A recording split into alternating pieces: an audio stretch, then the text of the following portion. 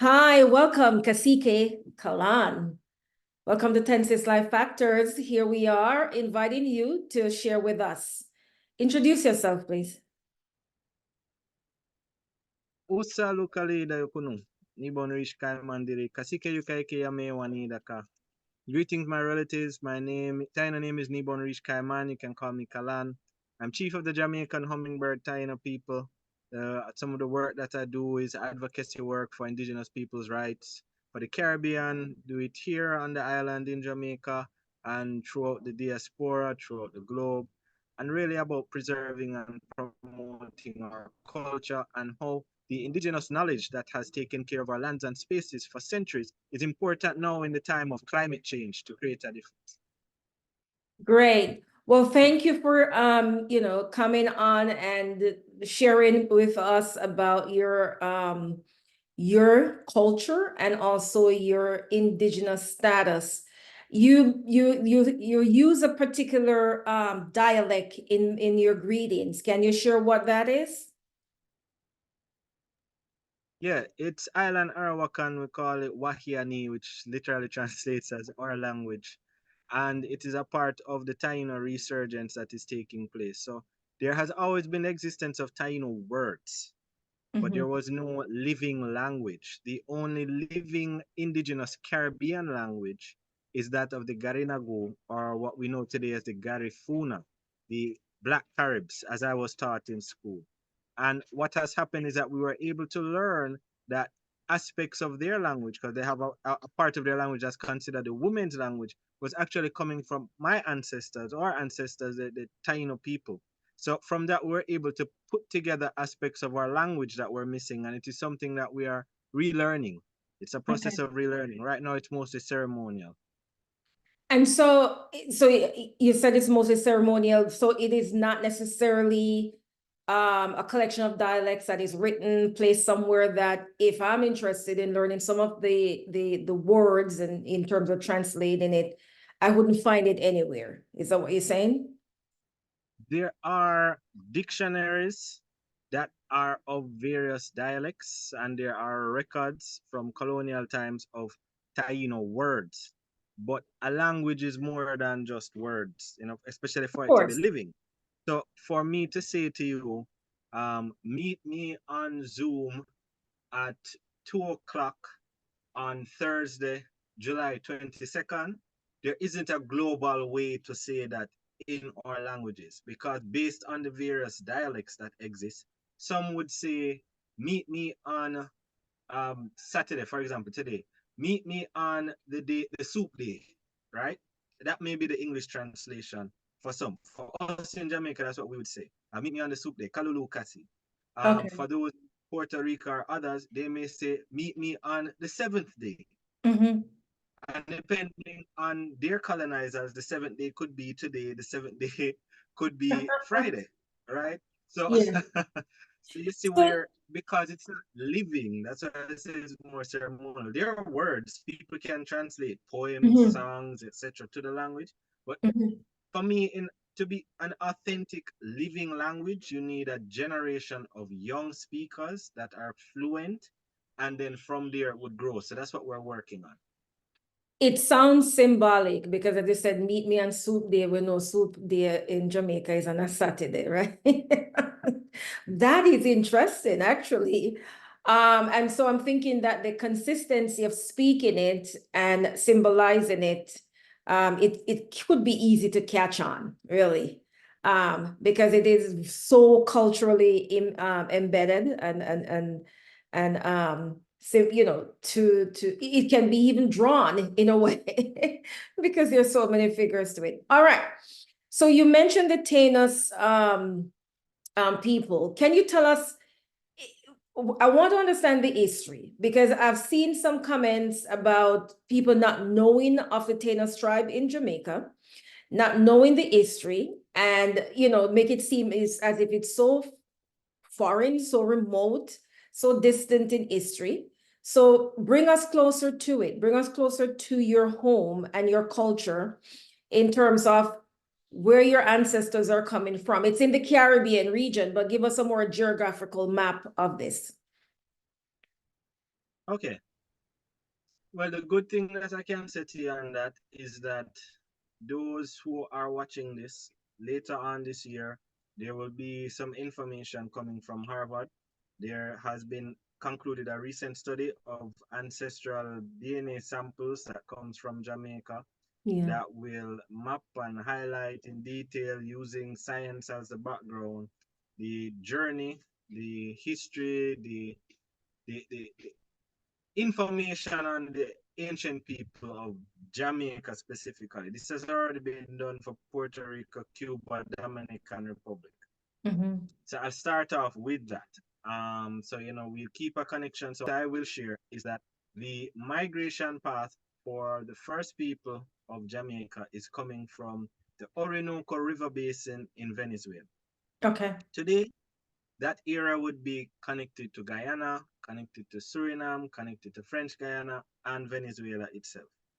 Today, the people there we know as the Locono people.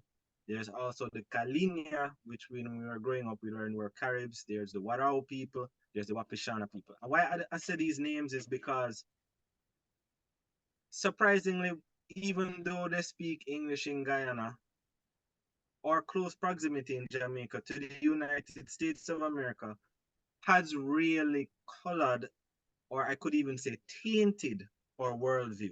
Mm-hmm.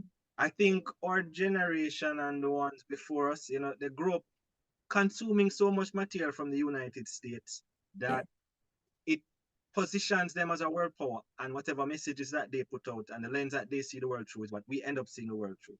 So Mm-hmm. as a result, our concept of Native American Mm-hmm. is the Lakota that we see in North America, is the old cowboy and Indian shows that's on TV, which is nothing like the Caribbean, Central America, and South America. Completely different. Mm-hmm. We think about Native American and we don't think about cassava. We don't think about pineapple. We don't see the imagery of the crocodile or the red-tailed hawk, things that are here, Yeah. that is connected, that is rooted. We don't think about the hummingbird. We have songs that say, Dr. Bud, a coney bud, hard bud for them. It Mm-hmm. is a coney bud from the Taino people. It is given the name God bird from the Taino people. Its story, its lineage, though lost in time, that is where it comes from. So there's been a lot of disconnection, but as we continue this dialogue, we'll dive more into that. To pinpoint the response to your question, the migration pattern is coming from South America up through the Caribbean, um, or people in particular, what science is also showing, broke away from those in what we know today as the Dominican Republic. So we Mm-hmm. have a connection to them. We have a connection to Cuba as well. In my Yeah. direct family, I have family that is from Cuba, has spent time in Cuba. So today, the representation of Yame Taino is people that are descendants, first and foremost, and identify as descendants of the first people of Jamaica, that's one. Mm-hmm. And there are people who, a good portion, have majority African ancestry as well, right? We know about Mm-hmm. that mixing that took place. And there are some that have Spanish. When it comes to European, it's mostly Spanish ancestry. You, interestingly enough, for the English speaking Caribbean, when there are indigenous people that have European ancestry and they're white passing, everybody's okay. When there's indigenous people and they have African ancestry and small amount of European ancestry, which is the case for Jamaica, Mm-hmm. um, everybody takes up in arms and has issues. So again, I believe that is being filtered down from the United States. This concept of what is indigenous rights, and what indigenous peoples look like. There's a lot of trauma as it relates to the Taino people of Jamaica. So We, so we, we let use the term Yame Taino to differentiate. let's Kasike, let's break this down because you touch on the biological aspect, which and the admixture in terms of the ancestry. So let's look at that. So do you have tell us where in Jamaica on the map Taino's people are mostly located? Are you more into a kind of enclave where you're encapsulated within a particular region in Jamaica? Our community members, no, our community members are all over the island. I mean, what I'd say is that the strongest, mm, there are points that I can reel off the top of my head where there is strong continuity and communal spaces where people are together. And that would be St. Elizabeth, St. Mary, parts of St. Thomas, some Mm-hmm. parts of St. Catherine, um, Westmoreland, as in Hanover. Mm-hmm. Normally, places where there are strong Taino sites and continuation of that culture, there are Taino people. We'll find that probably a little more today in St. Mary and St. Elizabeth, a little more. The rest, not so much. Why is because of that trauma and all these experiences that our ancestors have had over the centuries. So we tend to be more, I don't know how else to put it, but for years our people have tended to be more secretive and communal. Mm-hmm. The shift now is because of the things that are happening in the world, that are happening in the globe. And we understand that there are teachings and knowledge that we believe are important with protecting this island, the world on a whole. And decisions makers really should consult with those who are connected to the land to understand what are the best practices to move forward. So, is there a point in time? We know probably Emancipation Day, independence celebration, and so on.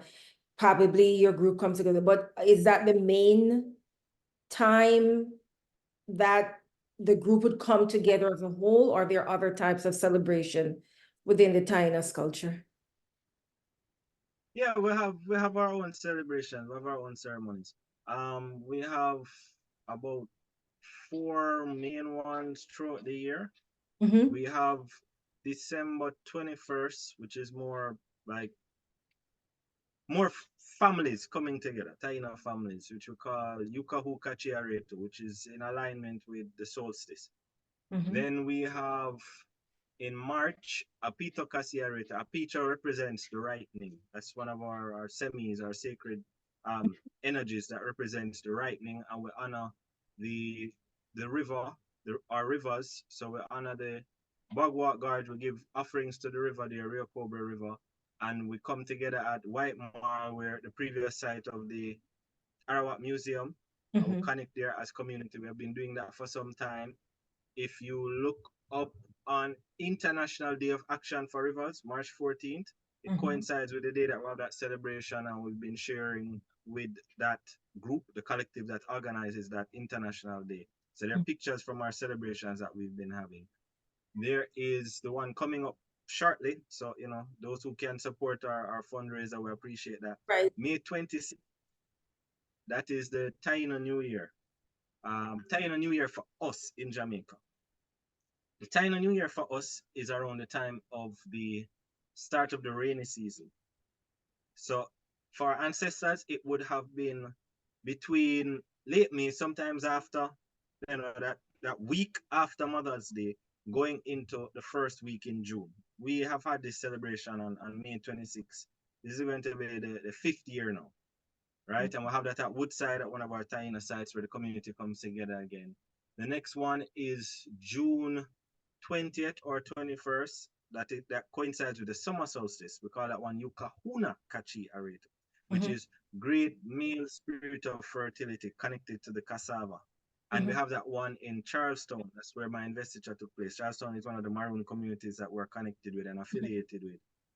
And then the next one is September 22nd. We go back to White Marl again. And that again is honoring another female aspect of Mother Earth. Itiba Kahubaba Areto. In the Taino stories, Itiba Kahubaba is a mother that passes away in during childbirth, and it represents the selfless mother.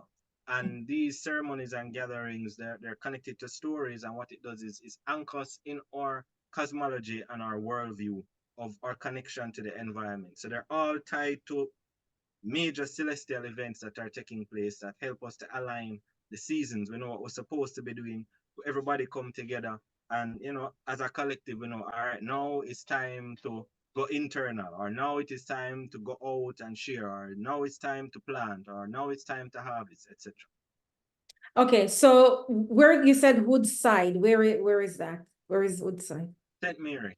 Oh, May St. 26th, we have our celebration, Woodside, St. Mary. Okay.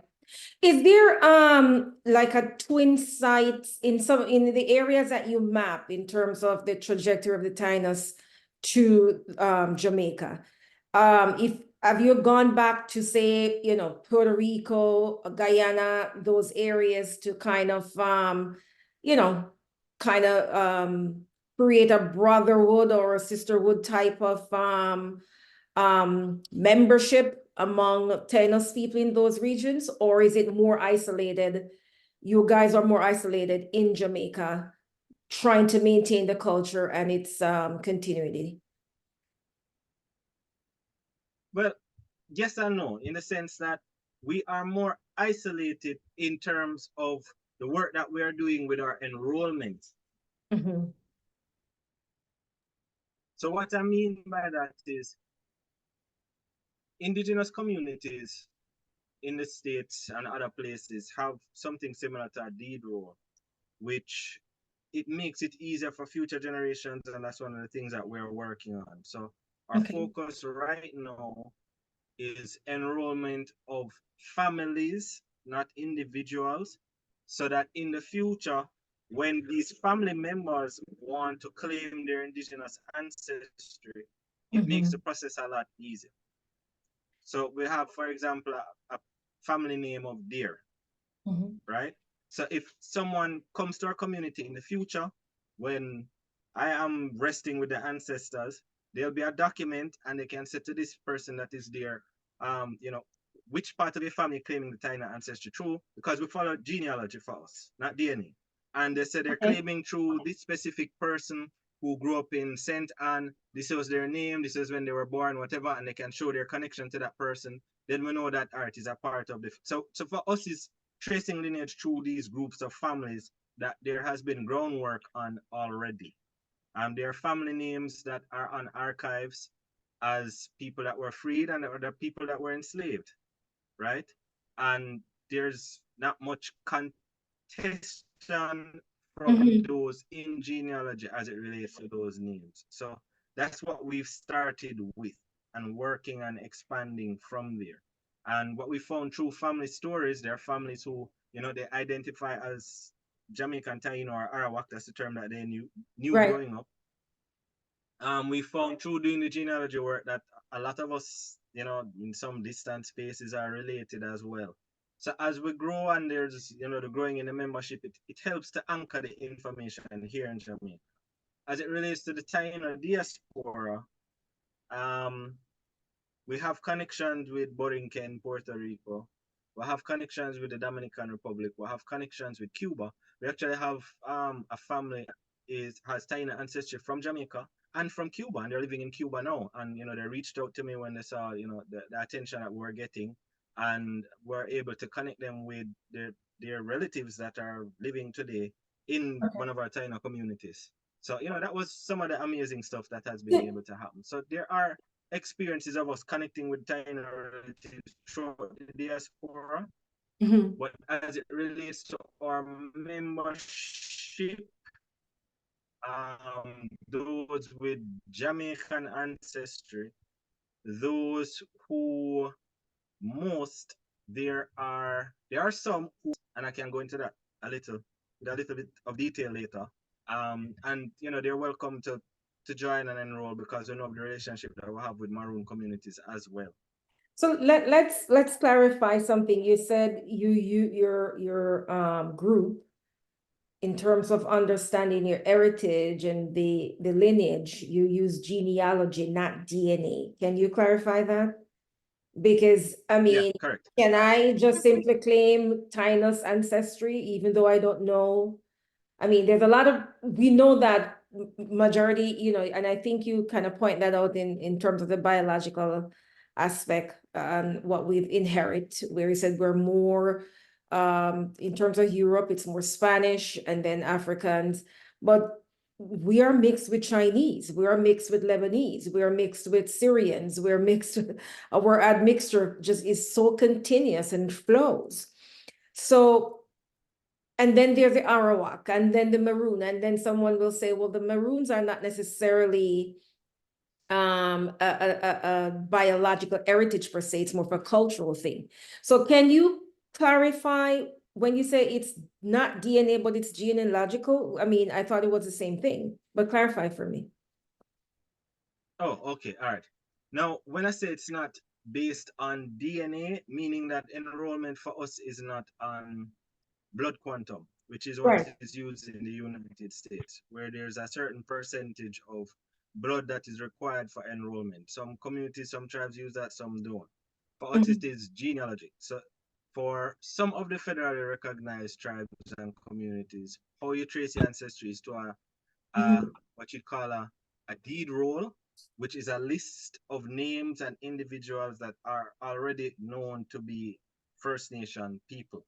And if you're related to these people, that's your family. You know, like nobody can say, you know, Okay. break it down and verify which percentage of you belongs to. That's your family. So you're a part of the family. So So for us, then it's a group. it is, so it sounds like the Tanos tribe or the Tanos people, or is it more cultural practices than, say, the blood quantum, as you put it? It's not based on that. It's more a cultural practices in terms of learning the language, learning the practices, recognizing the holidays, keeping close to the customs and rituals and all the different life stages. Is that what it is? Um, More than that, Okay. all of our members identify as Taino and are Taino. Okay. Some of our members have access to doing DNA tests and have done DNA tests for themselves. It is not a prerequisite Okay. to join our community. Mhm.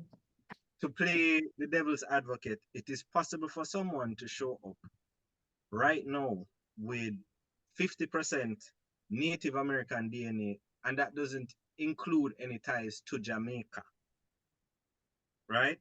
Mhm. When the Harvard study comes out, one of the things that we're doing is we're going to make available ancestral DNA of Jamaica for people to Mhm. map to. Oh, for people to map to, right? Mhm.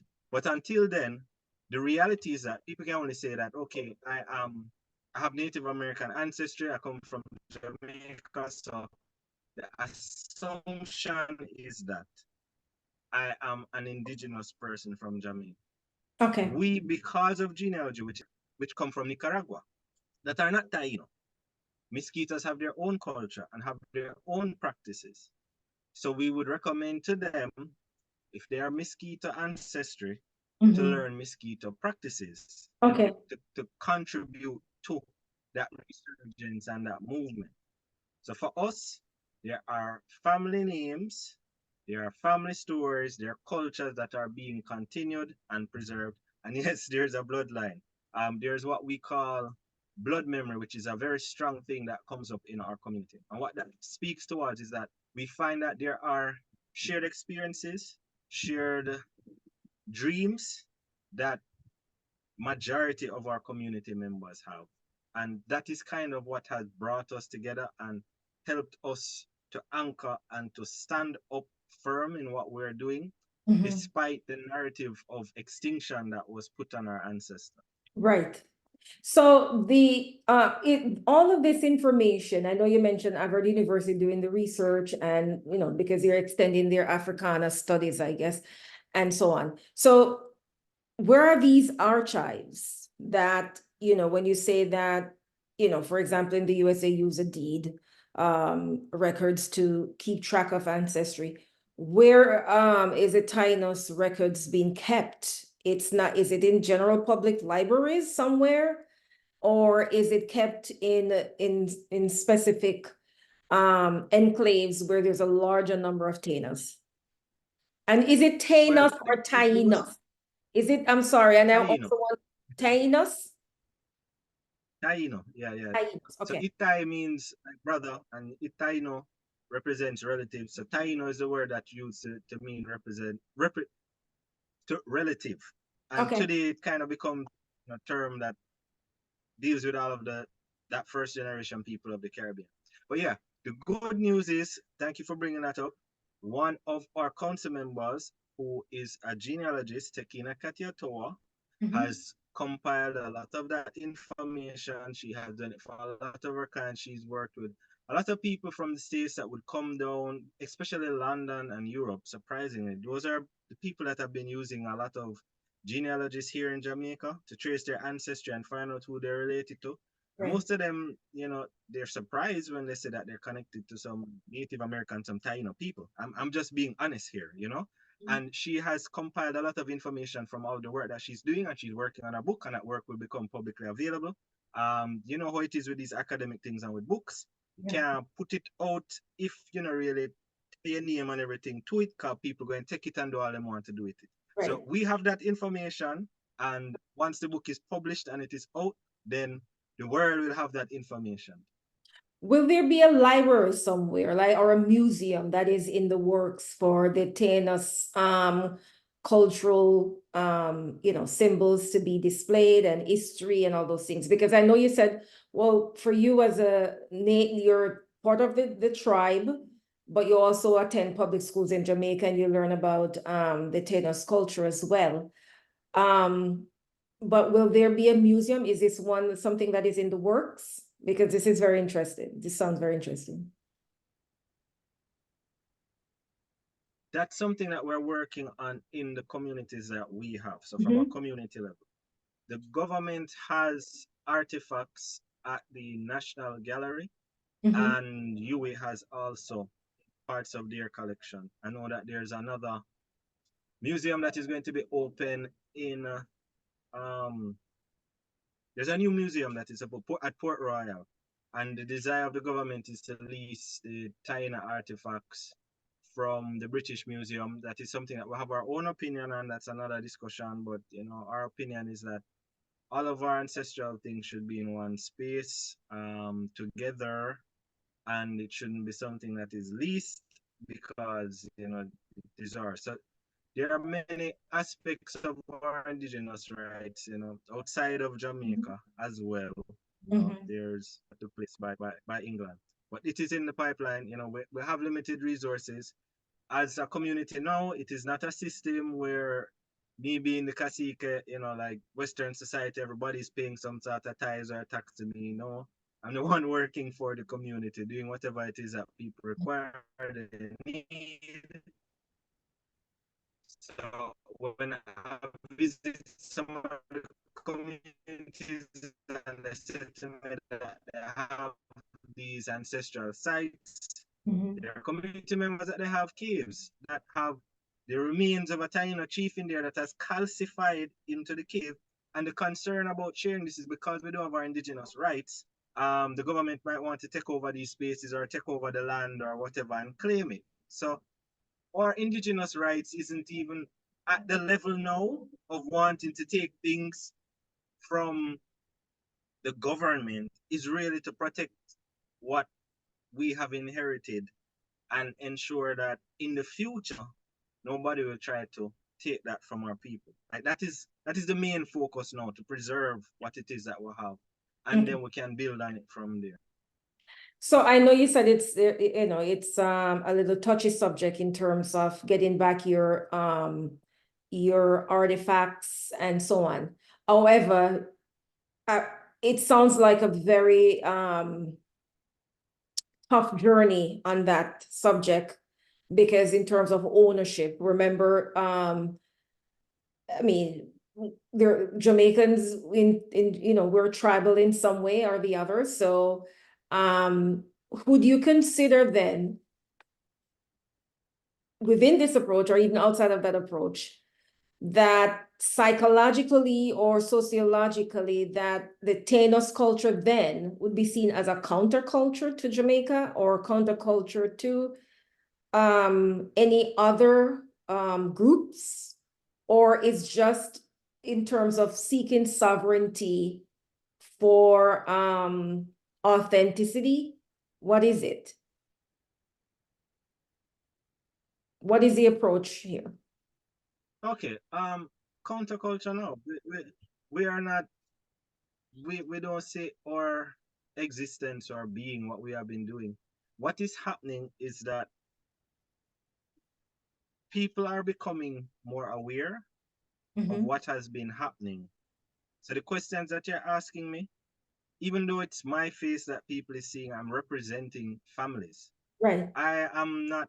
I mean, I I am not the one who is has been carrying these practices from the 1400s to the present, you Mhm. know. So it has always been happening, and whether the Jamaican public accepts it or not, or the government gives us rights or not, it's gonna still be here. I mean, it would be nice for to understand that, and for the government and everybody to understand that, yeah, there are indigenous descendants here who that's their cultural practice, and this is something they've been doing for centuries. And they're the ones that taught everybody how to work with cassava. That's why we don't have cyanide poisoning in Jamaica.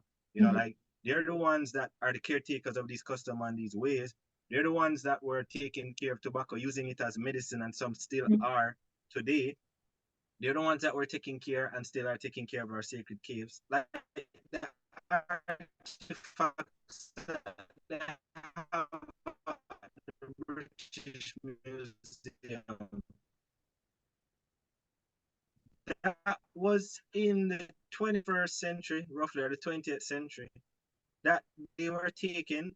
Jamaica wasn't independent. It was prior to independence, but they were taken to England during that time, Yeah. during times when they had planes and stuff like that. And they were in a cave and they were okay because they were being taken care of. And we have other spaces and sites like that. But the kestrel just flew down. It's one of our sacred birds, the hawk. I don't know if you can see it up there. So I see that as a good sign of what I'm saying. Ancestors with us. But yes, we are pushing for is our rights. What the government had said is that we're indigenous culture and not indigenous people. Mhm. People have rights. So to Mhm. say that we're just indigenous culture is saying that we don't have these rights. So that elder that we have, him don't have no right to take care of that space. Him don't have no right to say who can go in and who can go into the space that he's inherited from his ancestors. You get me? And Mhm.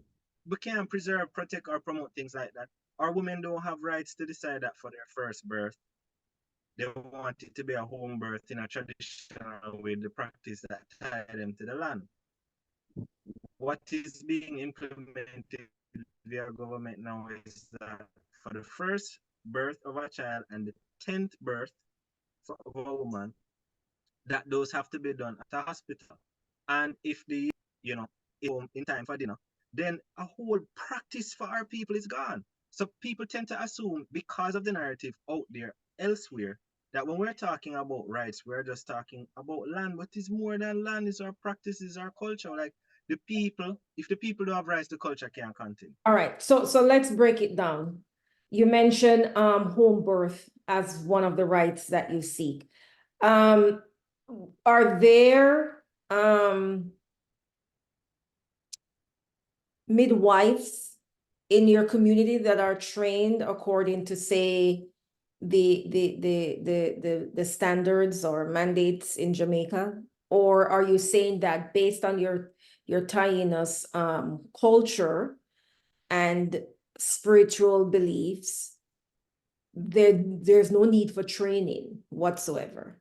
So then how do you register a birth and keep track of your subgroup population, your group population, and also relative to the larger population in order for existence? Because if you're talking about sovereignty, at least even, with the registration of children and adults, and who is, the population and repopulation and maintaining of personnel, that can be help in keeping track of it to get funding as well, because your group is going.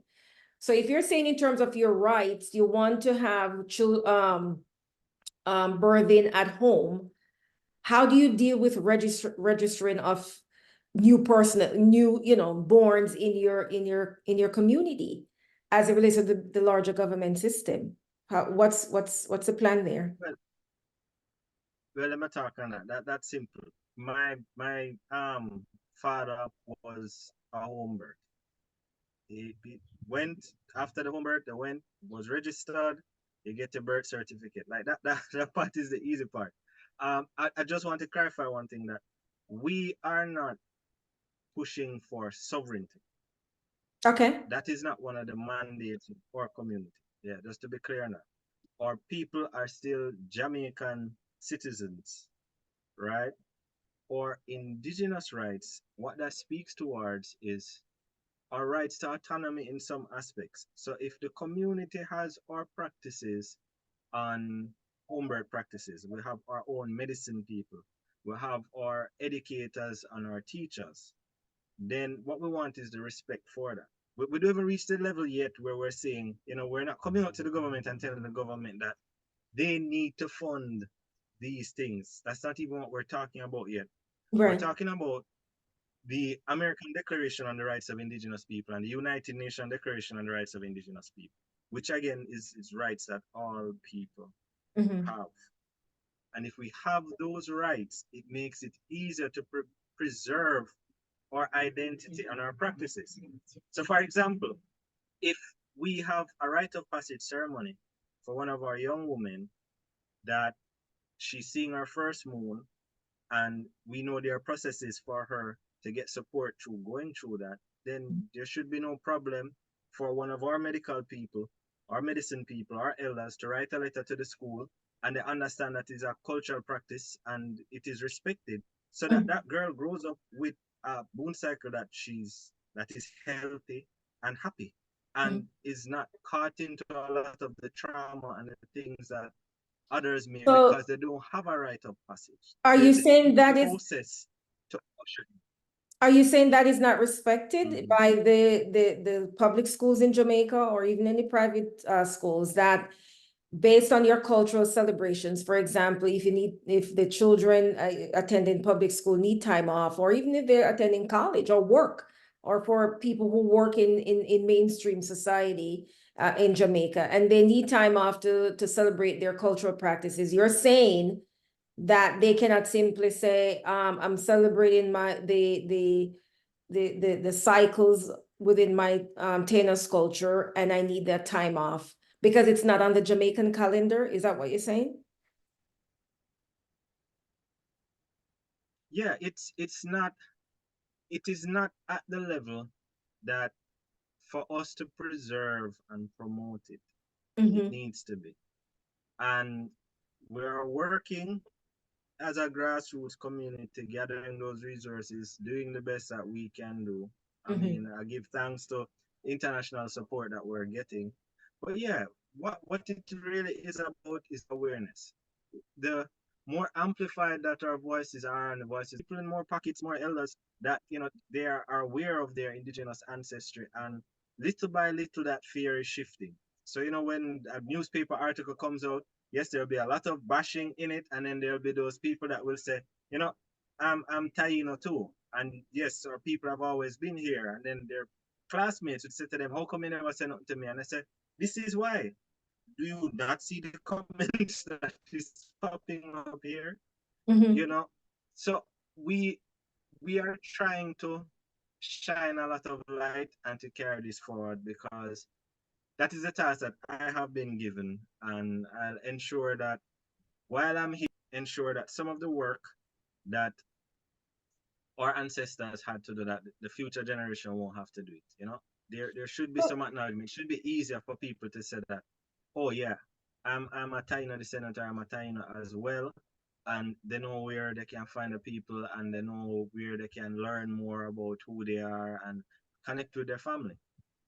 So, Kasike, you do mention the international attention and support that you're getting. You mentioned Harvard University. I believe you did a kind of collaboration type presentation at Northeastern University, in collaboration with the University of Oregon. Do you want to talk about that? Yeah, it was in the Northeastern University and the University of Rhode Island. Rhode Island, They have an yes. African Studies department, and what we did was I shared some stories and perspectives from Indigenous Taino, but it was really about Indigenous and African perspectives.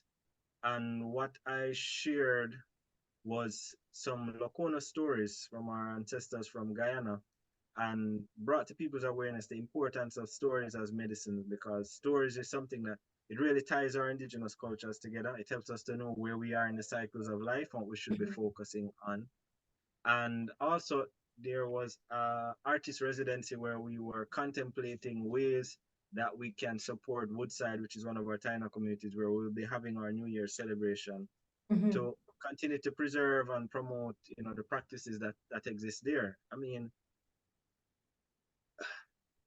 all of the elders that I have ever met, I really honor them, because to step up and to claim your identity in this way in Jamaica and in the Caribbean, all those that have been doing it in Latin America as well, it's not like the United States where you have these federally recognized tribes. It's not like it's a land grab or a money grab, like it's for you to step up and say that, yeah, I am a Taino descendant.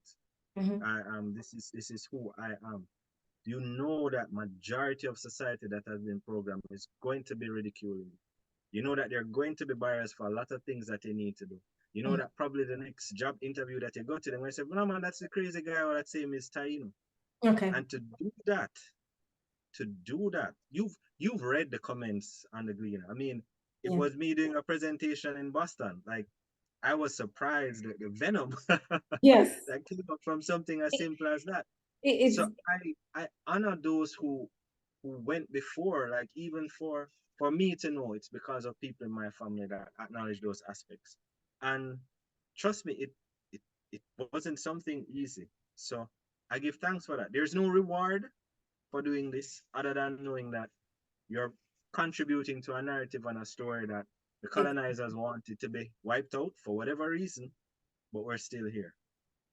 I describe what is happening in terms of those comments as just, it's a low, even, I don't know if you can say ignorance is at a low level because it's already low.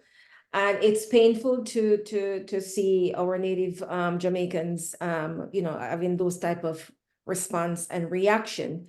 And that's why I'm so interested in terms of, we really need even if it's a special topic course in public schools or at the university level, you don't have to necessarily, to kind of expand on these now, because there's so many narratives that has been adopted from outside of Jamaica and has grown roots into the education system in Jamaica. So I can see why this history and the richness of it cannot be adopted as well and become part of our reading and understanding and practices and learning more and build upon that knowledge. So it is interesting. You also said though here, the international body seems to be more accepting. Isn't that painful to recognize? The international bodies are more accepting. So you have Harvard University, which is one of the top elite university in the US. You have Northeastern in Boston, one of the top, Rhode Island University as well, that are some of, in terms of research and, the output of their student body and, where the places they occupy are interested in what you're doing. But then there's another piece to it where we're saying, okay, the colonial narratives or the post-colonial narratives. How do we match this up when within these walls of these institutions, we know who dominate the narratives, and now they're capturing yours? Is it being captured accurately? Or is a group that are probably studying your group, are actually indigenous themselves, so that it lend authenticity, lend an accurate historical capturing of the history itself? What do you think about that? To make sure that there's justice there and not some ridicule as you describe it. Well, here's the thing that I've come to learn. Um, There's a saying in the States about what they call the indigenous path is the red way, Yeah. right? That's the part that they call for the Native American tradition, spirituality, all of those things. Mm-hmm. And at its core, it's about authenticity and expressing from the heart. So I'll be honest with you that when I get these opportunities overseas, you can look up the one at University of Rhode Island, Stories as Medicines, that's on YouTube. I Mm-hmm. start with honoring the indigenous peoples of the lands that I go to. I Okay. start with learning parts of their language. I start with learning a greeting in their language. And if they're present, I allow them to speak because I understand the issue that I am having in Jamaica is the same for them. If I call up the Narragansett elder from Rhode Island to come to Jamaica, they're going to get big reception and Minister of Culture going to want to shake them hand and you are going to want to do a studies cluster about them. And it's the same experience I get when I go to Rhode Island. Right. But what do? I make sure bring him into the circle and say, if there's a course that is going to come up, there needs to be a course about this university is built, it's grant land, it's from the Mm-hmm. indigenous people. So make sure say him have a say in what is going on. Mm-hmm. That is how indigenous peoples deal with each other. The wholeness to me is not on the institutions, is the people. Okay. I know better, so I do better. And those, that is how you know who is truly indigenous and who isn't. Now, I have allies in some of these universities. And it's the same thing I do. When I went to Northeast University, before he introduced me, he did a land acknowledgement and him call upon the Massachusetts tribes, him call on the Nipmuc, him call on all Yeah. of the others. Mm-hmm. Because I could not represent my people authentically by going to another space and overlooking the people there and their struggles. The Right. stories between us and the indigenous people of Boston is so similar because they were contact people too. It's Okay. them first that the Plymouth Rock and all of those things are taking place in Boston. So they understood everything that I was saying. So I Mm-hmm. said, allow him to speak. So Jamaican government, I don't have an issue with the current government. I don't have an issue with the previous government. Mm-hmm. What has happened is that the issues that exist are inherited issues and they will remain until somebody steps up and fix it. Okay. I could have done like some others have done. I could have accepted the tokenism where somebody would probably give some funding and say, this is a very educated and a good leader and we'll support the things that you're doing. And then something happened to me and my community have to start over from scratch. I don't want that. It needs to be that we have rights as a people. It shouldn't be because my face is at the front that people have rights. No, Who you should get we me? be And then talking? this concept. Go ahead. There's Mm-hmm. this concept that I have to speak to also now that I have the opportunity. There's also this concept of, I would call it tribalism, but from the Jamaica post-independence political standpoint, where you know, say people either green or orange, etc., etc. Mm-hmm. That type of tribalism, what it leads to is these broad assumptions, and it's like people don't see the need to validate people once they're affiliated with their particular group. Even that, I tell people in my community, don't do that. I say, if somebody come to you and say them is a Taino chief from Puerto Rico, that don't mean say them supposed to just walk over you and do whatever it is that them feel like to do. Right. Them still need to carry themselves as a leader. There still is authenticity. Them still need to earn your trust. Them still need to put in that sweat equity. It's not something where them just going to pop up and get whatever they want and you're just going to accept. No. So Mm-hmm. that also is not something that I'm pushing for because it leads to these issues now where the murderer and the rapist and the thief, because him is Taino, he's okay. No. Ah. People are people and people can do wrong regardless of the hat that they're wearing. There are chiefs out there that are not good chiefs. Let me clarify that, right? Mm-hmm. So I have no issue with these institutions. It's people working these institutions. What I'm advocating for is not sovereignty, but is indigenous people's rights. Okay. These indigenous peoples are going to create institutions. And whether the institution is a good institution or not is going to depend on the protocols that we put in place to guide these institutions which should be based on indigenous principles, not the Western European principles. So that if somebody is not authentic and not doing what they're supposed to do, not honoring the ancestors, not honoring the first people in the spaces that they go to, then Mhm. they should not be given these blessings and accolades as a leader. So, I'm passionate about that. So that's why I went on for that for so long. But I So, think it's important to clarify that as well. We have people that look like us, mhm. that is leaders of countries in the Caribbean, and have the same issues. Right, right. So Right. the fact that it appears, and you can clarify this, clear it up, that and I want you to clarify the Hummingbird tribe, because you talk about the mosquitoes now, and you're the Tainos in Jamaica, you said the Hummingbird tribe. Are there more than one tribe, or everybody just coming together and creating that tribe? All right. So to answer that question, our community, group of families, is called Yamewani. Mhm. Yamewani has two meanings. Yame represents Jamaica. Wani means hummingbird, and it also means like our place. So it can be interpreted as Jamaica our place, or it can represent it as Okay. Jamaican hummingbird. Mhm. We have the Yamewani Council. The Yamewani Council Mhm. currently is the body that represents and is advocating for rights of all Yame Taino in general. Mhm. At this moment, most families like the work that it will take, because we have that groundwork done, most of the families end up joining our community or on our list of enrolled families. Mhm. I know of a Taino community from Westmoreland called Yame, I think it's Koiko, that is still a part of Yamewani. So at the present, the work that is being done to serve all of the Jamaican Taino community is Right. being done by the Council of the Jamaican Hummingbird Taino people.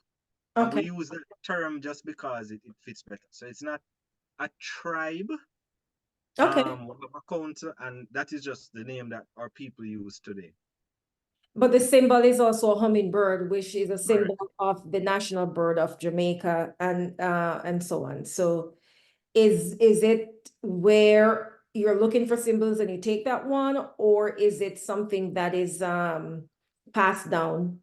It is something that is inherited from, All your right. So I can share briefly on the story of that.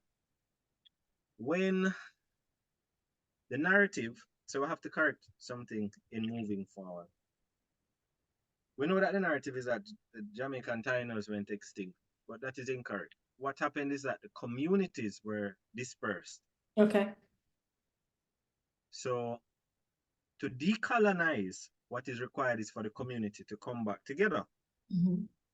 Because the community was dispersed, what ended up happening is that you'd have these different families that have parts of the practice and the culture, holding it in them family. Those who, them accept it. Some would probably think this grandma or this aunt is crazy, but some accept and run with it.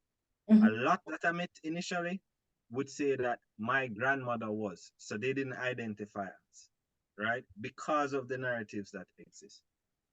With bringing the community together, we had to reinstate the council. So there are rites of passages and ceremonies that was required to do that. And I personally had to go through the trials of one of the first caciques, Wahayona, because that lineage was lost. Nobody had any record of, who was the last cacique in 1600s, 1500s, etc. So during the process of going through those trials, there was one of the practices where where I had to connect and receive some messages. And during that time, a hummingbird came and was hovering around me, hovering around me, hovering around me. Mhm. And I got confirmation that the hummingbird was supposed to be like that guide for our community. So that is why it Okay. is so prominent with what we do. Mhm. There's another story where the medicine man that was working on my headdress and other things for the ceremony told me that if the whatever bird comes to me, we would need its feathers. And I said, it's impossible. I don't see how it's possible I'm going to get hummingbird feathers. And there's a activity that was organizing the Peace and Dignity Journeys, like an intertribal prayer run where our community runs around the island carrying matukos, prayer staffs with prayers. You know, that's one of the ways that we bless the land. That's one of the ways that we pray. And one of our relatives from Mexico came up to me with this hand towel and said, "Look what I found." And he showed me a hummingbird wrap up in it. And I said, I didn't tell him that I needed hummingbird feathers. Yeah. You know, as in my head, I am saying, Creator, if this supposed to happen, you go and provide and you go and confirm. And would you believe that when we stop for some water by a river, it turned into one big ceremony? There are witnesses. They came and presented the hummingbird to me and said they got a vision that this river that meets the sea in Montego Bay is where their ancestors from Mexico met and traded with my ancestors on the island and gifted it to me. So that is how we had the hummingbird. So it was Okay. literally brought and given to me. So Okay. I had more than enough confirmation. It's spiritual. All right. So it's thank you, Kasike, for all of this because it is so informative here. Let's go back to the politics because you mentioned the the green and orange. So if you're talking about rights, which all humans should have rights, and regardless if it's a cultural group that is seeking its rights based on for identity, purpose, and cultural practices, there should be. But with these rights too, we know that it, you know, in our today's society, especially, that it has to be earned in such a way because they have to have the buy-in and the consensus around it. When do you plan on political representation, if that is part of any of your practices? Because I know in some cases for Indigenous group, political representation is never something that they want to be part of. They simply say, we're here, we're the first people, we are the first contact, we should have it, yes, give it to us, and that's it, without recognizing that formally they have to create representation, political representation. You mentioned the Yamaye, the Guinea Leadership Council. From that body, can there be a political representation to get elected to Jamaican Parliament in order for things to start moving forward in terms of those rights that you mentioned? I mean, it's Well, not just telling giving a story in the Gleanings that we want rights. We know that this has to be done formally. You mentioned the US in terms of its approach in giving rights to Indigenous people. And there are different members that are elected into the political bodies in all different arenas. If you want to get into that formal aspect to create this formality around your group, why not get into the orange and the green role? Or the humming, you have to be, right? There's only two parties there. So what are you going to do? well, all right. What we have done is we brought an alternate report, if you Google, you see these things, to the Committee on the Elimination of Racial Discrimination in 2022. That is what one of the newspaper write-ups was about, that, holding the government accountable. In that, it was very clear that the Committee on the Elimination of Racial Discrimination said to the Jamaican government that, all right, the next time they must send a report is 2026. And there needs to be discussions with the Tainos and with the Maroons, because if they are members of your society that self-identify as Taino, then the government has an they have to interact with us, they have to work with us, and our rights, what we're asking for, the rights of people. Okay. So there was no issue on that level. Then we, in 2023, we went to the Inter-American Commission on Human Rights, and we brought forward a case, again, the rights of Indigenous Taino and Maroon peoples in Jamaica. And again, it was said that, the government really needs to deal with us, and what we're asking for, I'm there's going to no issues with interrupt a it. bit because I don't want to Yeah. miss that. Did you say the Inter-American, the American, Commission on Human Rights, IACHR. is it, it's not, is it located in the Caribbean or is it located in the US? The hearing that we went to was in Los Angeles. Okay. And the reason why I'm asking this is because, for Jamaica to be an independent nation, it's the same thing with the courts and the legal system. We keep going overseas for help. I'm not understanding that. Why are we, if we're moving beyond this colonial ties, why do we keep extending these ties? It doesn't make any sense. Why do you need to go to the American? I understand we are in the Americas and this is our region, Mm-hmm. but why not it headquartered in, say, I don't know, Guatemala? Why not headquartered in Venezuela? Why not in Guyana? Why in Los Angeles, where all the colonial narratives and the English language is going to take over and dominate everything else? So I Well, interrupt that these, just to say yes, this. Go ahead. yeah, these bodies are part of the United Nations. As I said in the beginning, that Jamaica is heavily influenced, not just the individuals on the island, but Jamaica on a whole, the culture, everything is influenced from North America. Yeah. And we know that the influence of the United States is throughout the Americas on a whole, not just in Jamaica. People have these fears and these concerns. Our argument, as I said, is one of the Jamaican government was a signatory to some laws being put in place. Right. These rights, the United Nations Declaration on the Rights of Indigenous People. Now there are people in Jamaica that are identified as Indigenous people. And now it's time that the same rights that they were talking about, now it's time to have them ratified, have them put in a meaningful way, be an example. My thing is that it doesn't matter which party did sign to the document, it's representing Jamaica on a whole. We can't just say it's not we did do this or it's not we did do that. You see, that is a part that is going to come up in a lot of these discussions where it comes to reparation and restitution and all of these things. Authenticity and our way as Indigenous people is that we need to find a healing path, and that is what we're working on. So what we went to ICHR is because they Okay. have the expertise on how these things work, how to get things to work together. So if it needs that, we need a mediator to sit around the table and we can hash out how we can get this stuff done. Mhm. Other places do it. Then let's do that. It is clear. Jamaica doesn't know. And it's not Jamaica alone, right? I Mhm. believe that the fear that the Jamaican government has is unwarranted about giving us indigenous peoples right. I believe that if they realize what we're really asking for, they won't be like, but sure, what make we never do this long time? Well, what do you mean fair? Who said, I mean, okay, when you went to the Inter-American group Mm-hmm. to because of the whatever you're seeking, was there a political representation from the government or a government representative as Yeah, they had to respond. They got who was this representative, guidelines. you know?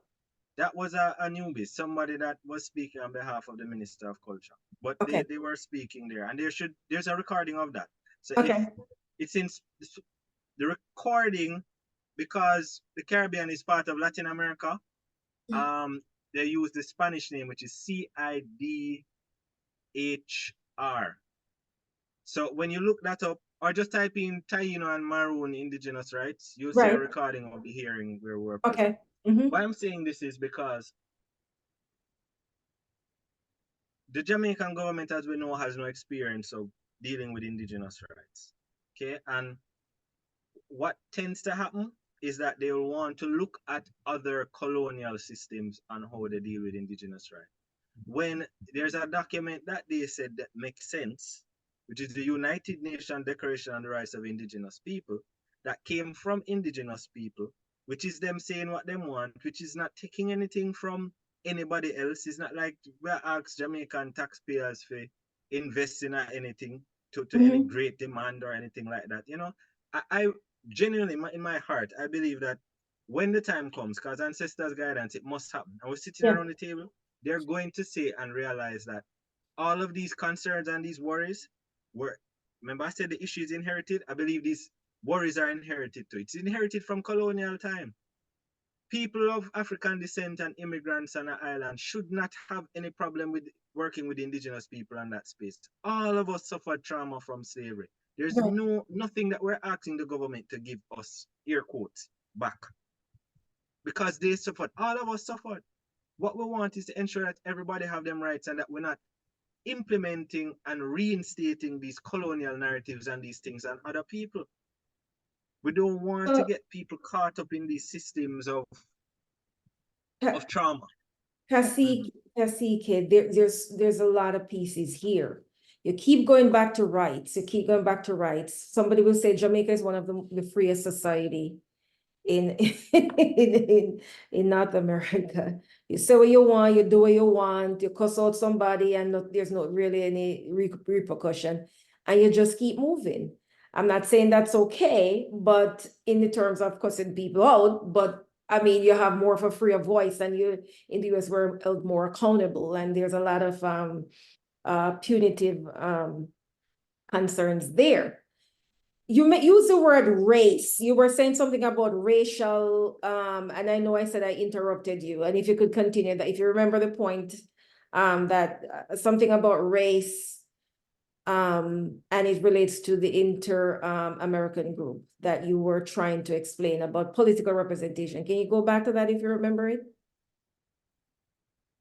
Um, I mean, rephrase what I was trying to say, but when it came to that whole concept of political representation, Mhm. at the present, what we have seen worked, and I believe, it is one of the avenues that the larger indigenous group in Jamaica is pushing for, which would be the Yame Council of Indigenous Leaders. So Mhm. that was formerly the Maroon Secretariat. So the Windward Maroons and our Taino communities working together and is also advocating for indigenous rights. Mhm. From that level, what can happen, which is what was recommended but in the United Nations Declaration, is that there is a representative from the indigenous people, regardless of which party is in power, that Ah, deals with the affairs of indigenous people. You understand? In Guyana, they yeah. have a minister of indigenous affairs. Jamaica, look on this. Jamaica has a minister of culture, gender, entertainment, and sports. And That's they're what. supposed to deal with us too. That's too much. So that's one person I know. I've always throw a little jibe at that at Babsy Grange running that ministry. I think she's running that ministry, right? Yeah, And I'm yeah. thinking, how can you deal with gender issues and cultural issues and sports issues and all those things under one ministry? It's and then here you are having, and then your group, how do they even have time to That's deal a with lot. this categorically? It doesn't make any sense, does it? But that is what. Yeah, you get a budget, the whole thing go to entertainment and sports. Let's just be honest, Yeah, you yeah. know? Mhm. And the gender and the culture falls last. Yeah, we see the budget around independence, the big budget, it's the fireworks. Did I lose you? No, no, I'm just plugging in a charger. Okay, let me pause a bit.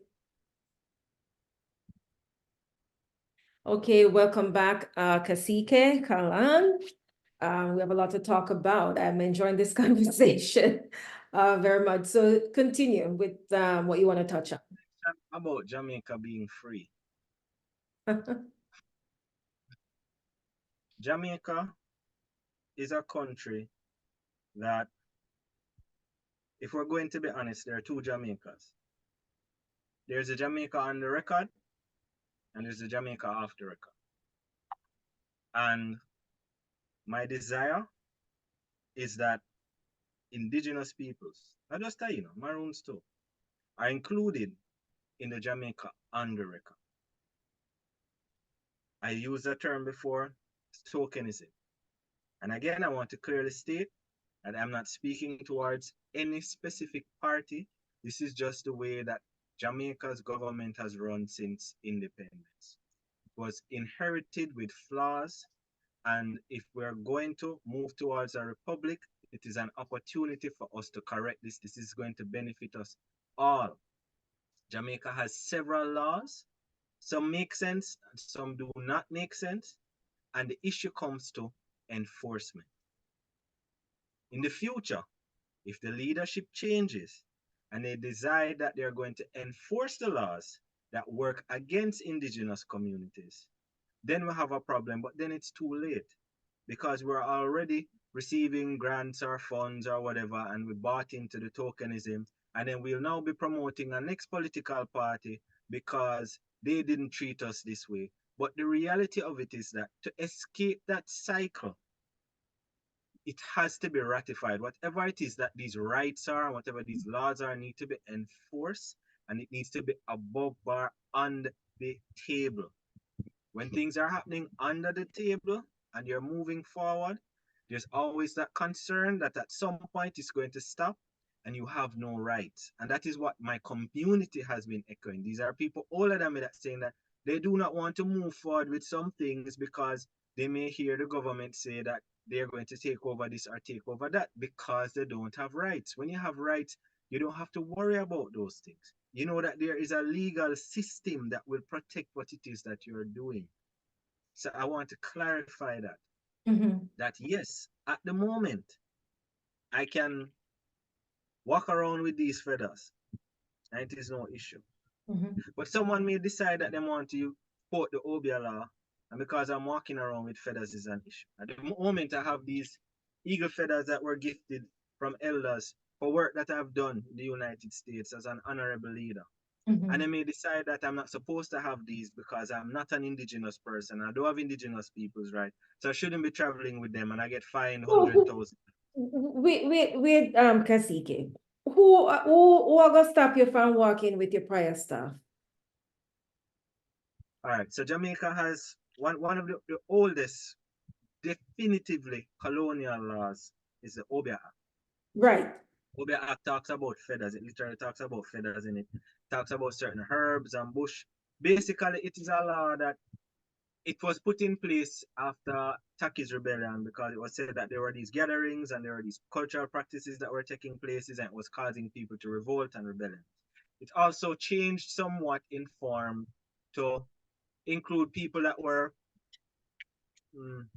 they said that there were spiritual things that they could do. Mhm. And when they did it, it was considered open, right? So you have drought and somebody said, I'm going to do something to get rid of the drought and rain start fall. And I'm going to consider that person an obeah. Churches don't have those issues with faith healings or whatever practices that Right. they are. But again, on the books, it is there. The punishment for obeah is flogging. Now, realistically, people are not being flogged today. So somebody might say, why am I talking about? But it is on the books. If Yeah. it is on the books, those elders that grew up, they have a problem with it. So You get put up and you blow your conch shell and, murmurs and thoughts and wonders and whispers. So there's awareness and there's a lot of shifts that need to happen. so you're walking on the street, for example, and you're walking with the prior staff. It's not that police are gonna stop you and say, we are doing that. That's not how that type of policing, spatial policing is taking place in Jamaica. Is that what you're saying? Is it happening? If the police, all right, let me let me be diplomatic as a leader now. Okay. As I said before, in every space it comes down to the people. So within the police force, there are those who are upstanding, stalwart officers. There are many that I can commend that I have spoken with and dealt with when there has been issues in communities. Mhm. And there are those who are not so upward, who, they clearly have suffered a lot of impact from the trauma that we have gone through colonization and Right. have taken ways to be, right? That's my Right. diplomatic ways. As a result of that, Mhm. because it is in the books, it is law. Mhm. So if they want to hold me and they have nothing to hold me on, I've seen that already where they will look you up and down and they're looking for something to hold you on. All right. And that will cause an issue. So let us fix that. Let us fix the fact that me I do my ceremony and somebody don't like say, me I stop people from cut down the lumber in the community and them want to get rid of me. So them tell the police officers so me I keep Obia, me I do Obia up there. And then the police them come now and tell me say I find 100,000 and I have 100,000 on me. So them Right. wait till a Friday and now me stuck a police station over a weekend and them know who me stuck in there with cause them set it that way. Right. People do that. So let me be clear, I'm not saying police do this, but Right. people. Right? So tell me So, about the prior staff where you have on your shoulder so people can understand that it's not something to be afraid of. You know, go cause no be upon them. It's this just one. ceremonial. All right. So tell me So about this the one, prior staff. all right. So this one I got from one of our community members, Rich Katonina, and he has that tradition of making staffs. That's one of the things that he has held in his lineage. When he gifted me this staff, he told me that the name of it is communication. Now, in our tradition, our way of praying is not just in words but in actions. It is a feeling. So this prayer staff that I call Matuko represents communication. I want guidance or I'm praying for good communication, and this is what I'd hold. Ensure that what I'm saying it properly so that during this interview I'm conveying it adequately. Right. The next thing is feathers for us. Feathers are like antenna. We believe that the winged ones are the ones that are closest to Creator up in the sky. So when we have these feathers, we have different feathers for different things. This was gifted from someone in Mexico, Black Hawk, and this is, well, Black Eagle, and this is a North American eagle feather that only Native Americans supposed to have, and so it's gifted from an elder up there. Oh, wow. This represents opportunities or moments when my good communication was rewarded. So I tied these to the communication staff. And then this is we know it we call it wama. Others know it as the shell of the West Indian locust or stinking toe. This was one of the things that our ancestors would do as a musical instrument for that sound. So I added it to the communication staff because shakers represent the coming together of different concepts to be greater. Because me shaking this by itself don't mean nothing. So everything is symbolic, and these are why these are reminders. So me holding this staff is like me holding a paragraph or a book, because each of these things means something different. And when I have it with me, it's anchoring that in my thoughts that, all right, I'm not just speaking for myself. It resounds better when I'm speaking for and thinking of the other family. So when I'm here talking to you, I'm remembering the elder that he has his cave. I'm remembering the community member that was upset that, you know, the kind of forced her to have a C-section when she wanted to have a home birth. I'm remembering all of that so that I'm not just speaking for myself. So that is the symbolism. So it's not just the stinking tool, which I don't know why we give it that name. But I know I've choked a lot on stinking toes in the past, but now I have. You have to have water when you eat. You have to have water when you're eating stinking toe. And it can be a day's meal because that once you eat it and you drink water, your belly full, right? Now tell me about the beads around your neck. All right. This was gifted from a healer from Argentina, and I have another one with these similar beads. They call it Wairuru beads.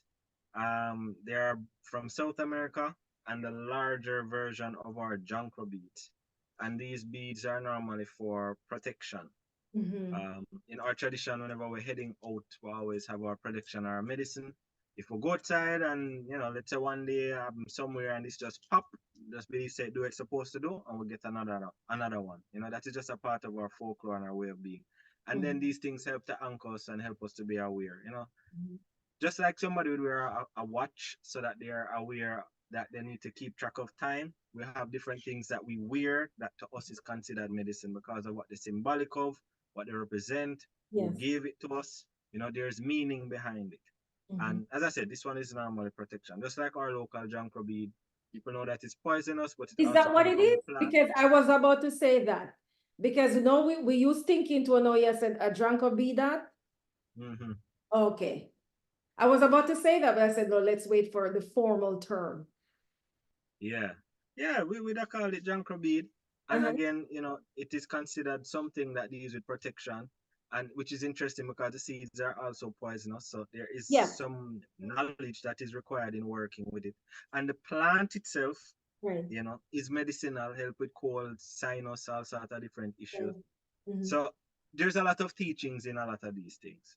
For us, plants are medicinal and carry a lot of energy as well. So some people they prefer stones. So you see them have certain type of stones that them wear in them necklace and whatever. Right. For us, it's mostly seeds and plants and feathers. There's something else hanging there though as well. Is it symbolic to This the? is a one in. So this is made from like gold and copper and different things. And Mhm. this is what the chiefs wear, kasike. So Okay. this is mine that was gifted from one of my community members during my ceremony. I mean, that's something else that I'm trying to work on in our community. We actually Mhm. have the footage from 2019 of my investiture ceremony. So I'm Yes. working with one of our young videographers that did it. I'm trying to encourage him to, do the editing. Him have the footage. Him can put it out as a documentary, and we'll try to support him on that because I know that Yes. the world would love to see that. Of course. Of course. So how you are the chief? Your actual title is Chief Kasike Kalaan, and there's some other names that goes with this. How did you, I mean, we don't want to think that age is, stereotyping, but you're so young to be a chief. And I mean, you're deserving of it regardless of your age. It's a wisdom that comes, that counts. And your way to cooperate and bring, because you're bringing awareness, it seems, within. So how long have you been serving as a chief? How did you get to this point, Kasike, to become the chief? Because you're like Hanjo Holness now of your Taino tribe. Oh God. All right. So I was my title was that of a medicine person. Okay. Uh, as of 2012, and I became chief. That ceremony took place in 2019. You know that there was some coverage from the press on that too. The story on that, the short version, is that in 2016, I was asked to represent the Taino people of Jamaica at an intertribal prayer run, Peace and Dignity Journeys. Intertribal means several different Native American groups participate in it. And in my participation, I connected with other Taino people from different Caribbean islands. And the idea was that we would have run, at least four of us, myself, another young lady from Jamaica, and Mhm. two Tainos from Puerto Rico would have represented Taino on a whole and ran from New York in the United States to Panama. When I say run, I mean run. We Mhm. run with these matukas and carry those different prayers. So there's a specific one that represents the Caribbean on a whole and all the Taino people. And what ended up happening for whatever reason, the people from Puerto Rico that had done the run previously, because it happens every 4 years, them never end up running. So it's me and this other young lady from Jamaica that ended up running from New York to Panama, representing the Caribbean, because there are other indigenous people. And how it's done is you run and you're hosted by an indigenous community and you share with them, and there's some exchange of awareness of culture, of ceremonies, and you continue through. So as a result of that, I have connections with Native Americans from Alaska all the way down to Argentina. This year is another prayer run year, so they're starting May 1st from Chicaloon, Alaska, and from Argentina, and they're going to meet in Colombia this year. When I ran, they met in Panama. And when I did that, um, when I finished, the elders from Puerto Rico came to me and said that the ancestors told them that Jamaica needs a space for Taino people, as in not a space for, like Taino just itch on, it's this plus Taino, Yes. but for Taino people on a whole. And they said that I should meditate on it and let them know, they would offer support. And when I was meditating on it, I hearing this buzzing sound and like my fan, I'm hearing this buzzing sound and my fan. It was a Mhm. hummingbird, like right by my ear. It was so Okay. loud, it was Mhm. never happened to me before. And what was required is that I would have to get the blessings from Taina elders. And at that point, I didn't know many Taina elders, but After that prayer run, things just started to fall into place. I met the Taino elders. I got blessings from them. The council was created. I met and was successful with all of the trials that I had to go through to become Kasike. Mhm. Got the ancestral blessings there with everybody as witness, and that's how I became Kasike. It was these ceremonies that I had to go through, this rite of passage that the first chief had to go through. I had to go through all of those as well. Wow. Sounds like an accomplishment.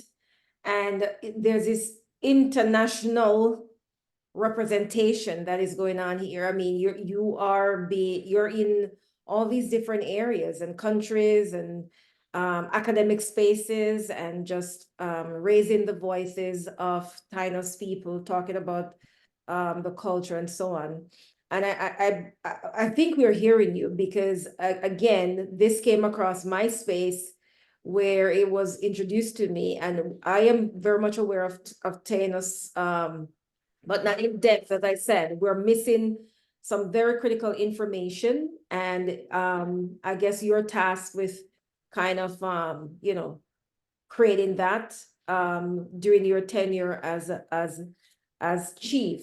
Now, how distinctive are Tainas to, you mentioned the Maroons and the Arawaks and so on. How and these are other the indigenous group in Jamaica. The Maroons are more culturally based, not so much like that blood um ties, unless there is, because again, we're missing so much of the history. But it seems as if there's a coming together, even though you're All distinctive right. in practice, or is it distinctive in practices? But there's a coming Well, together where you create this council, this leadership council. all right. So to answer that, first Arawak. Arawak, even though it is an identifier used in Jamaica, it is a misnomer Okay. because the Arawaks are in South America. Mm-hmm. The term that academics used for us in the Caribbean was island Arawak. Okay. And somewhere along the line, the word island gets scratched off, and everybody was just saying Arawak. And then there was a debate that, no, our people had an Arawakan language, but they were not Arawakan people. And then it shifted again now to Taino, which is not an accurate word Yeah. for the people, but it is accepted now to represent that wave of migration that came into the Caribbean, because the word Taino literally translates as relatives. Mm-hmm. So we accept that. Just as that this happens with other North American tribes and South American tribes too. Depending on who you ask, you get a different name. And that is basically what happened. You ask somebody who is those people, they're going to say relatives. You ask somebody else who is those people, they're going to say cannibal. You Okay. ask somebody else who is those people, and say mountain people. You ask somebody else and say river people. So that's basically what happened. Okay. So that is to clear that up. Our cultures are very different between the Arawak and the Taino. We have our semis, they don't have semis. Our language is different, right? We're connected, they're distant relatives, we're coming from them, but centuries of us climatizing and adapting to the island, Mm-hmm. and being separated from the mainland, a lot of things going to change. We have different stories from them, we have different creation stories from them. Okay. So they're different people. As it relates to the Maroons, the word maroon didn't exist in prior to the 1600s, 1500s, prior to the 1500s. Mm-hmm. The word maroon comes from Spanish cimarron. Spanish word cimarron comes from cimarabo. Cimarabo is a Locona word, which means flight of an arrow. Okay. That was a term that was being used, when you have the wild animals running off. Because Right. in Jamaica specifically, because they didn't find gold, our people were some of the first vasqueros, like cowboys. Mm-hmm. So when they brought their cows, goat, sheep, that's what our people was doing. It wasn't mining. There wasn't much mining being done here in Jamaica. Mm-hmm. So that is why we have such, though hidden, we have such a strong retention because a lot of our people intermarried with the Africans that the Spanish brought. So that is like one de bolas type maroon. And with the Spanish themselves during the time when the British invaded. And some went to Cuba and after some time came back, Mhm. right? So we have blood ties with the Maroons. They are our blood relatives because the first Maroons were the Tainos. After the strong contingent of Africans came over, there was this period of a lot of battles and wars. And during that time, it would have been those guerrilla tactics that they were sharing that would have influenced the culture. So the culture of the Maroons became more Africanized, but it wasn't always that. And when that happened, that was when a lot of the people from Ghana came. So I can attest to the fact that there are practices that are done in Maroon communities that is stemming from Taino ways, outside of just, jerking meat. But there are spiritual practice, which, I can't speak towards a Maroon phrase was said, um, simu simu, speak some things, don't speak some things. But there are, I can confirm that. And how you know is because they work with endemic plants that are only found in the Caribbean, and some of the plants that they use these things for are only found in Jamaica. Right. So, there's that connection and that tie. So they are blood relatives. And in our traditions and in our ways, that's why it's so confusing for people. I think for you to understand the Taino people of Jamaica, look at the Lokono people of Suriname. Okay. Look at the Lokono people of Guyana. What you will see is people who acknowledge who they are and where they are because they've inherited lands that their family has been on for centuries. But there are people that some of them look just like me, right? Mhm. Some of them have more Lokono, Native American features, and they mixed into the society and community. They go to work in the city and then they take the boats and they go back to them village and they back to them culture and them community and doing what they need to do.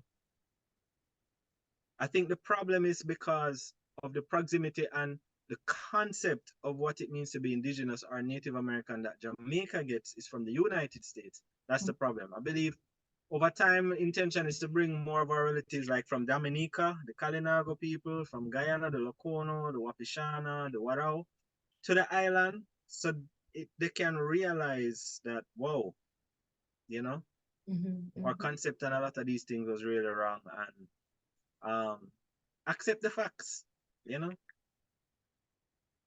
I know we're beginning to learn, but there's so much I want to ask you. So I hope you do have the time. I have a few more. So there's this, you talk about cutting down land, and if you go there with your prior staff and trying to, pray to your ancestor to say, stop this, then they will arrest you because they're thinking you're, casting some type of negative spirit, omen on the group.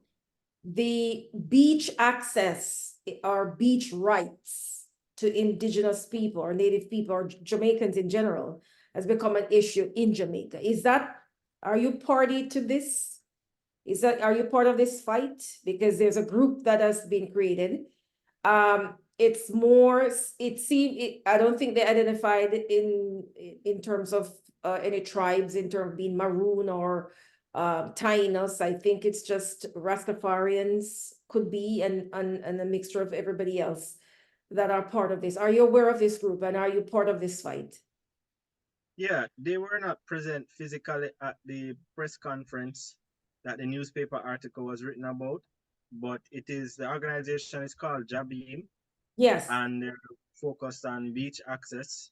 And the reason why, you'll see a lot of Rastas at the forefront is because one of the first places that happened with was the Bob Marley Beach, Okay. where they were being run from the beach and, the private property was expanding.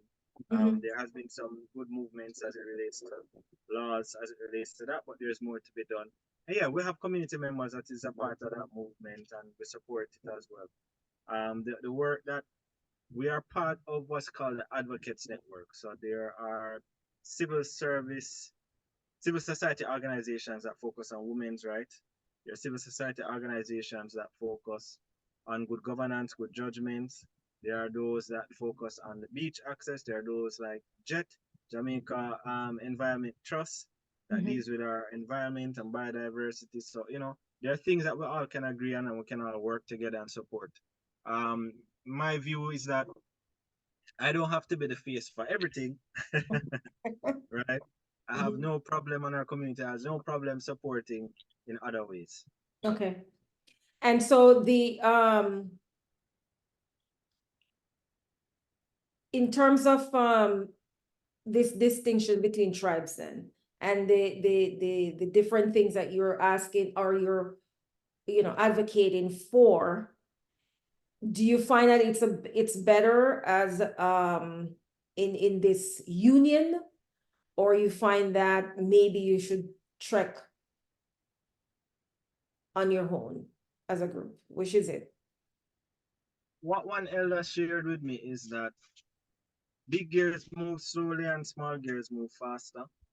But the big gear and the small gear work together. So there are things that sometimes it is better because a small group can get in and catch the door for everybody else to come in. And then when you have that strength of everybody, them can push the door close on you. I like to use that visualization. Mhm. And there are others where, there's no small, tight gap for a small grouping to get through. So you Mhm. need that force of everybody to push down that door and make sure that you have a key so you'll always have access. So the beauty of it is that we have access to both avenues. We can operate as or Yami Wani Council, or we can work with the larger group of the Yami Council of Indigenous Leaders, which is us and the Maroons, or Mhm. if it is in alignment with others, we can go through the larger group of the advocacy network with all of these civil society organizations working together for Right. specific. So we're winding down now. So your name is attached to an article that with others about the archaeological history of White Marl, St. Catherine. And I Mhm. think you mentioned that as one of the celebration sites, for annual site. Can you talk more about that? Yeah. Just or share a little briefly about that article and what that research is about. All right. So that's actually academic paper Mm-hmm. that was co-authored by myself and two archaeologists, one Zachary Beer and Peter Siegel. Yes. Peter Siegel is from University of Montclair. And what that was about is really about the archaeology of a place, the energy of a place. And White Mall is a Taino site. The Arawak Museum that was there, the post that it was built on was from an ancestral Taino home, Abohio. And because of violence in the area, that was the reasoning why that museum was closed. But we have done a lot of work in the community and have brought back that ancestral awareness to the space. Mm-hmm. I mean, let me rephrase that because it never left. What was taking place at the space is that there was a church, Christian Rescue Mission, Mm-hmm. that was operating in the space, and they were acknowledging and honoring Taino ancestors as well. And I think that is what that archaeological paper shares. It compares the White Mall Taino site to Stonehenge, that whichever civilization enters that space acknowledges the space as a sacred space. Okay. You know, um, there's a lot of rich history and rich energy there, and it's a good space for us to educate because there's a White Mile Primary School right there. Educate the young ones on the heritage of the space and something they can tap into. One of the things I'd love to see in the future is that we have our own archaeologists. That's why I have to big up Dr. Leslie Gale, Atkinson Swaby, her Taina name Boyanani, Mm-hmm. as a Caribbean woman of color that is in archaeology. There's not many of them, Yes. right? And I'd like these young ones to say that they can be the ones going and digging them backyard there at White Mall and writing papers and all of these things. It don't have to be these people from overseas. But as we've been discussing here, Right. the narrative and there's no value in these things that we have. So that is why these people from outside are coming Coming in in. and Mhm. capitalizing. And what I want to ensure is that the mechanisms and protocols are in place so that our people here are recognized. So yeah, we want some grants and some funding and some scholarship for some archaeologists and zoologists from Jamaica. So our people can study our iguanas that are repopulating Hell Shahid. Right. Our people can study our conies, you know, these ancestral endemic animals that are here, that are nowhere else in the world. Mhm. I'd love to see a Jamaican being, you know, the authority on Jamaican things. So those are some of the things we're trying to push. Tell me about the medicine. You're the medicine man. You're not just a chief. What are the plants that you're using? If you can even share that. I mean, maybe it's a secret in, but what are some of the I mean, are you like the village medicine man where people come to you instead of going to the doctor or going to the gynecologist to or pray for a baby and you give them something to drink and all the miracles happen? Are you that kind of medicine man? Well, it's twofold for indigenous communities. You have the ceremonial leader, and then you'd have medicines, like overall, like Mhm. physical things. It will view the person as a triune being, mind, body, and spirit. So there's different things to heal different aspects of who you are. So today, somebody might go to a therapist or a psychiatrist or a psychologist for Right. certain issues, or them have energy issues or whatever, or them go through a rut or whatever. Those are some of the things that community members will come to me for. Plus, I'm the ceremonial leader, so death rites, birth rites, things like that. And Ah, these celebrations that we'll have throughout the year. Um, we do work with plant medicines as well. One of the common ones that we work with is anamu, which Jamaicans know as guinea hen weed. okay. Uh, that holds a lot of benefits physically and spiritually. Mhm. Um, in our culture, most of our people, we have a strong connection to dreams. Mhm. Yes. We Mhm. get a lot of guidance through dreams, so there'll be a lot of consultations about dreams and things of that nature as well. We have others that work with different medicines. We have one of our elders, Bohita Sibayanaru, Mhm. on social media as Colette at the Wanderer. She works mostly with stones and crystals. You Mhm. have Kasike Ani, Chieftainess Maduality. She deals with nutrition, she deals with the body. She's been doing a lot of work as it relates to climate mitigation and climate justice through ancestral foods and ancestral gardens. So she deals more with the gut and that connection to the spirit and the mind. This is just beautiful. So it's almost a village of healers in a way, naturally, all natural, right? And All I'm not. sure inspiring. Is there a question that I should have asked you that I did not in all of this conversation? Because we've talked a lot. Question you should have asked, but you did not. I can't think of any. You covered a lot of bases. I mean, if I was going to close with anything, it would be that we're in a time now where a lot of information is coming forward. A lot of truths are being revealed. They said that three things cannot long be hidden: the sun, the moon, and the truth. Mhm. And I guess my desire to those listening is to be accepting and open, because the truth will lead to healing. That's the first thing. The second thing is for those that feel inclined to support. We try to put some things on our website, yamaywani.com. We'll have some information there, some articles, some books. We have our calendar with some of our activities throughout the year that is of Mhm. importance. And the third set of people that we would want to reach out to is those that anything that I've said, it rings true in your heart, in your being, about your family. If there's any question or wonders, you know, there are things that you see that sound like what Kasike talking about. Start with your family, start with the elders, ask them pertinent questions, and you will get good answers. Ask them about their folklore, ask them about what are the stories that we had a solar eclipse recently. What are the stories the family holds about solar eclipse? What are the Mhm. stories that the family holds about times to plant and times to harvest. Does our family have a culture of dreams and dream interpretation? What do certain things mean for our family? Learn that, record that, put it down, right? And from there, you can move forward because you will find like minds and those that can help. But you have to have that information first. If you go to a genealogist and you say, I want to know if I'm Taino, I'm going to first ask you, all right, show me a family tree. What do you have? So start getting that information together. That's the difference with this. It is more work than DNA. DNA is spitting on one tube and them tell you what them find or what them don't find. But you are more than that. Okay, To got it. find your family stories first. Find your family story first. Kasike Kalaan, Chief of the Tainos tribe in Jamaica.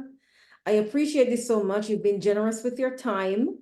And I'm sure, there's so much more I could ask you, but I'm looking forward to reading and learning more and probably visiting your area when they're having all these conferences and all these type of events. Thank you so much. And I'm sure there's going to be a lot of question about this, but I will make sure the link that you mentioned is actually attached to this video so people can get to it. Thank you. Thank you again, Kasike, and God bless and take care.